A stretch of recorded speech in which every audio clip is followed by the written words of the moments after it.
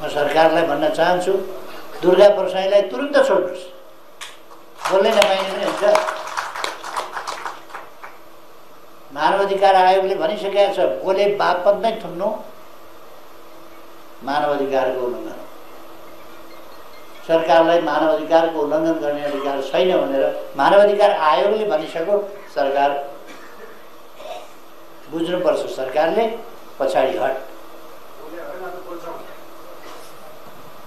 त्यसो भएर बोल्न नदिनका लागि बोले बापत आक्रोशित उत्तेजित भएर मान्छे गिरफ्तार गर्नु हुँदैन। कसलाई को मन पर्छ, कसलाई को मन पर्दैन होइन, तर केमा थुन्ने के नथुन्ने हुन्छ नि त। अपराधमा पो थुन्ने हो त। अनि भएको भिडियो बाहिर ल्याउनु अपराध हो।